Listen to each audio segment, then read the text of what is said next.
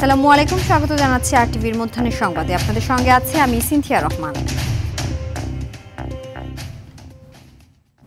জুলাই গণ অভ্যুত্থানে আশুলিয়ায় ৬ আন্দোলনকারীকে পোড়ানো সহ ৭ জনকে হত্যার ঘটনায় মানবতা বিরোধী অপরাধের মামলায় আনুষ্ঠানিক অভিযোগ গঠনের বিষয়ে আসামি পক্ষের শুনানি আজ সকালে। এ মামলায় গ্রেফতার ৮ জনকে আন্তর্জাতিক অপরাধ ট্রাইব্যুনালে হাজির করা হয়। এর আগে গত সপ্তাহে প্রসিকিউশনের শুনানি শেষে আসামি পক্ষের শুনানির জন্য ১ সপ্তাহ সময় দিয়ে এদিন ধার্য করে আন্তর্জাতিক অপরাধ ট্রাইব্যুনাল ২। এ মামলায় মোট ১৬ জন আসামির মধ্যে সাবেক এমপি সাইফুল ইসলাম সহ ৮ জন পলাতক। এছাড়া চানখারপুলে ৬ জনকে হত্যা মামলায় তৃতীয় দিনের সাক্ষ্য গ্রহণ আজ। এখন পর্যন্ত এই মামলায় সাক্ষ্য দিয়েছেন ৩ জন। সকালে এই মামলায় গ্রেফতার ৪ আসামিকেও ট্রাইব্যুনালে আনা হয়।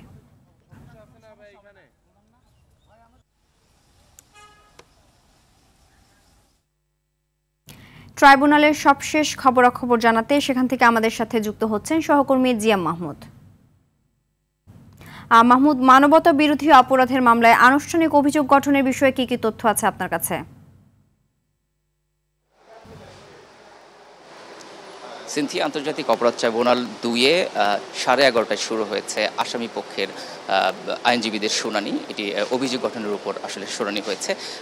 এর আগে রাষ্ট্রপক্ষ এই যে আসামিদের বিরুদ্ধে যে অভিযোগগুলো আনা হয়েছে এর উপর শুনানি করেছে। আজ আসামি পক্ষের আইনজীবীরা শুনানি করছেন।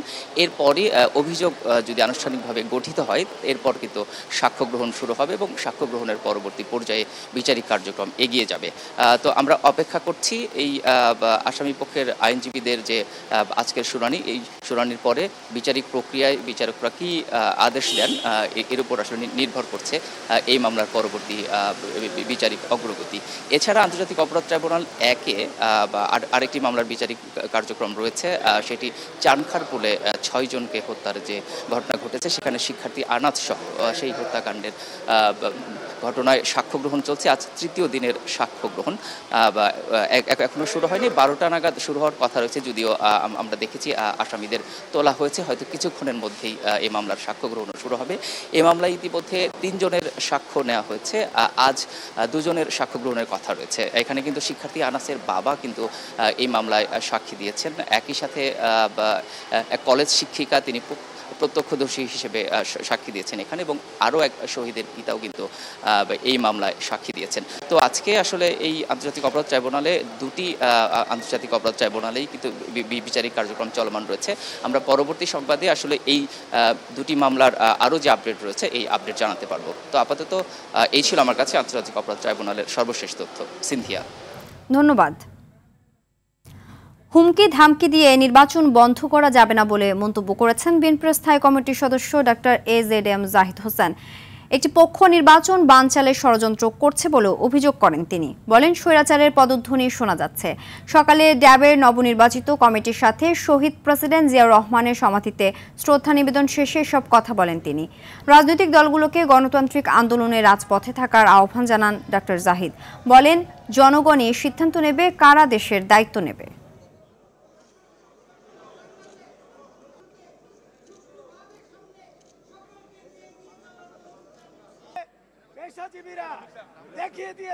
নির্বাচন নিয়ে ষড়যন্ত্র হচ্ছে। কেউ কেউ বলার চেষ্টা করেন প্রধান উপদেষ্টা মহোদয় তো প্রধান নির্বাচন কমিশনার ও নির্বাচন কমিশনকে বলে দিয়েছেন ফেব্রুয়ারির মধ্যভাগের মধ্যে নির্বাচন সম্পন্ন করতে। কিছুটা উদ্বেগ থাকলেও বাংলাদেশের মানবাধিকার পরিস্থিতি স্থিতিশীল। যুক্তরাষ্ট্রের সময় মঙ্গলবার রাতে প্রকাশিত এক প্রতিবেদনে তথ্য জানায় দেশটির স্টেট ডিপার্টমেন্ট। প্রতি বছরের মতো এবারও বিশ্বের বিভিন্ন দেশের মানবাধিকার পরিস্থিতি নিয়ে প্রতিবেদন প্রকাশ করে যুক্তরাষ্ট্র। বলা হয়, 2024 সালে টানা কয়েক সপ্তাহ ধরে ছাত্র বিক্ষোভ এবং পুলিশ ও আওয়ামী লীগের অঙ্গ সংগঠনের সঙ্গে সংঘর্ষে শত শত মানুষ নিহত হয়। এরপর 5 আগস্ট সাবেক প্রধানমন্ত্রী শেখ হাসিনা দেশ ছেড়ে পালিয়ে যান। 8 আগস্ট নোবেল জয়ী অধ্যাপক মোহাম্মদ ইউনূসকে প্রধান উপদেষ্টা করে অন্তর্বর্তী সরকার গঠন করা হয়। আগস্ট মাসে কিছু মানবাধিকার লঙ্ঘনের ঘটনা ঘটে, তবে সার্বিকভাবে বাংলাদেশে মানবাধিকার পরিস্থিতি স্থিতিশীল রয়েছে। প্রধান উপদেষ্টা প্রফেসর মোহাম্মদ ইউনুসকে সম্মানসূচক ডক্টরেট ডিগ্রি প্রদান করেছে মালয়েশিয়ার কেবাংসান ইউনিভার্সিটি। সকালে কেবাংসান ইউনিভার্সিটি ক্যাম্পাসে আয়োজিত অনুষ্ঠানে এ ডিগ্রি প্রদান করা হয়। বিশ্ববিদ্যালয়টির শিক্ষার্থীদের উদ্দেশ্যে স্মারক বক্তব্যে ডক্টর ইউনুস বলেন, 2024 সালের জুলাই আগস্টে যুব নেতৃত্বে গণ অভ্যুত্থান বাংলাদেশের ভবিষ্যতের আশাকে নতুন অর্থ দিয়েছে। 2026 সালের ফেব্রুয়ারিতে একটি অবাধ, সুষ্ঠু ও স্বচ্ছ নির্বাচন অনুষ্ঠানের জন্য কঠোর পরিশ্রম করছে সরকার, যেন জনগণের প্রকৃত প্রতিনিধিদের কাছে ক্ষমতা হস্তান্তর করা যায়।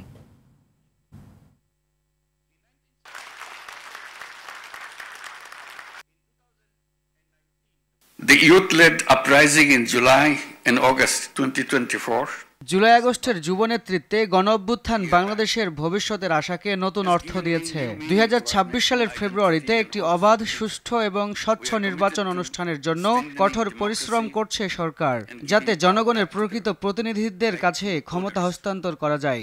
সংস্কার ও নতুন বাংলাদেশ গঠনে অন্তর্বর্তীকালীন সরকারের মূল লক্ষ্য। Reforms are our top priority. উজানের ঢলে উত্তরাঞ্চলে বাড়ছে তিস্তা নদীর পানি। সকালে লালমনিরহাটে তিস্তা নদীর পানি ডালিয়া পয়েন্টে বিপদসীমার 7 সেন্টিমিটার উপর দিয়ে প্রবাহিত হয়। আর পানির প্রবাহ স্বাভাবিক রাখতে ব্যারাজের 44টি জল কপাট খুলে দিয়েছে কর্তৃপক্ষ। বন্যা পূর্বাভাস ও সতর্কীকরণ কেন্দ্র জানিয়েছে, নদীটির উজানে থাকা ভারতের পশ্চিমবঙ্গ ও সিকিমে আগামী 2 দিন ভারী বৃষ্টির সম্ভাবনা রয়েছে। এতে নদীর পানি বেড়ে লালমনিরহাট, নীলফামারী, রংপুর ও কুড়িগ্রামে নিম্নাঞ্চল প্লাবিত হতে পারে। কুড়িগ্রামে তিস্তাসহ দুধকুমার, ধরলা, ব্রহ্মপুত্র নদের পানি বাড়ছে।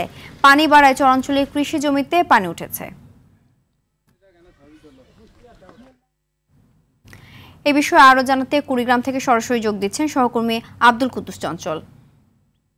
চঞ্চল, পানি বাড়ার বিষয়ে বিস্তারিত জানাবেন।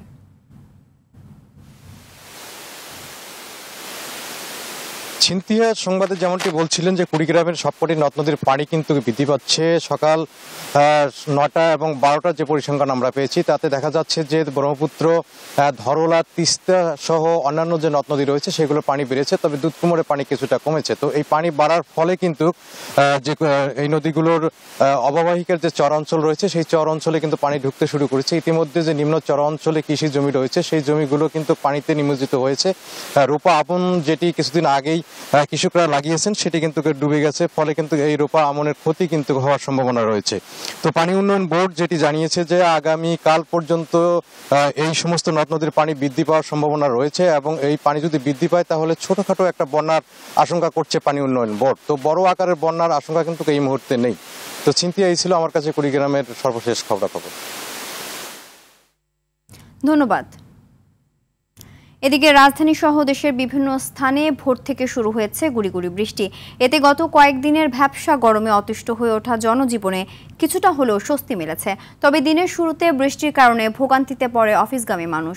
আকাশে জমা কালো মেঘ দিনভর আরও বৃষ্টির আভাস দিচ্ছে। আগামী 24 ঘন্টার মধ্যে দেশের 4 বিভাগে ভারী বৃষ্টির আভাস দিয়েছে আবহাওয়া অধিদপ্তর। সকালে আগারগাঁওয়ে আবহাওয়াবিদ ডক্টর মোহাম্মদ বজলুর রশিদ জানান, মৌসুমী সক্রিয় প্রভাবে এই বৃষ্টিপাত হচ্ছে। এছাড়া বঙ্গোপসাগরে একটি লঘুচাপ সৃষ্টি হয়েছে। এতে সাগর কিছুটা উত্তল থাকায় বিকেলে উপকূলে 3 নম্বর স্থানীয় সতর্ক সংকেত দেখাতে বলা হয়েছে। মধ্য পশ্চিম বঙ্গোপসাগর সংলগ্ন উত্তর পশ্চিম বঙ্গোপসাগরে এটা হয়তো আরও শক্তিশালী হয়ে এটা উড়িষ্যা অন্ধ্রের দিকেই চলে যাবে। এর প্রভাব তেমন পড়বে না, তবে সাগর কিছুটা উত্তল থাকবে। সেক্ষেত্রে হয়তো সাগরে মাছ ধরা নৌকা ট্রলারকে হয়তো আজকে বিকাল বা রাতের ভিতরে এটাকে 3 নম্বর স্থানীয় সংকেত দেখিয়ে যেটা বলা যেতে পারে। স্থায়ী ক্যাম্পাস নির্মাণে উন্নয়ন প্রকল্প প্রস্তাব দ্রুত অনুমোদন ও বাস্তবায়নের দাবিতে সিরাজগঞ্জের উল্লাপাড়ায় রেলপথ অবরোধ করেছেন রবীন্দ্র বিশ্ববিদ্যালয়ের শিক্ষার্থীরা। এতে উত্তর ও দক্ষিণ অঞ্চলের রেল যোগাযোগ বন্ধ রয়েছে। সকালে সিরাজগঞ্জের উল্লাপাড়া রেলওয়ে স্টেশনের রেল গেটে এ কর্মসূচি শুরু হয়। এ সময় কয়েকটি ট্রেন আটকা পড়ে। উল্লাপাড়া রেল স্টেশনের সহকারী স্টেশন মাস্টার মনিরুল ইসলাম বলেন, শিক্ষার্থীদের এই অবরোধের ফলে ট্রেনের সময়সূচি বিঘ্নিত হওয়ার আশঙ্কা রয়েছে। তবে পরিস্থিতি নিয়ন্ত্রণে রাখতে রেলওয়ে পুলিশ ও উল্লাপাড়া থানার পুলিশ ঘটনাস্থলে অবস্থান নিয়েছে।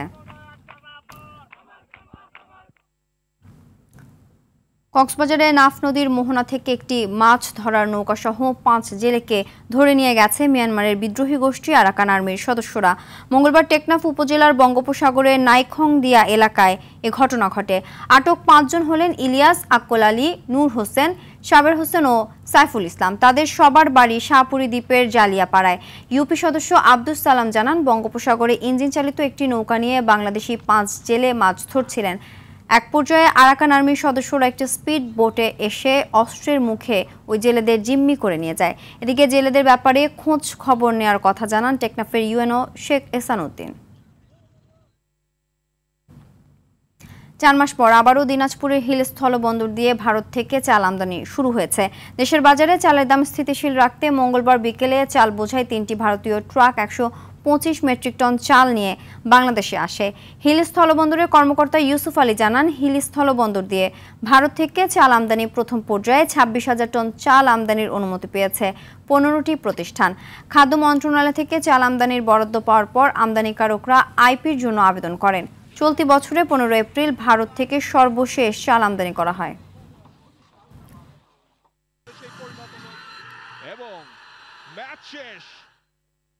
মধ্যাহ্নের সংবাদ এ পর্যন্তই। দুপুরের সংবাদ 2:45টায় দেখার আমন্ত্রণ রইল। ধন্যবাদ সবাইকে।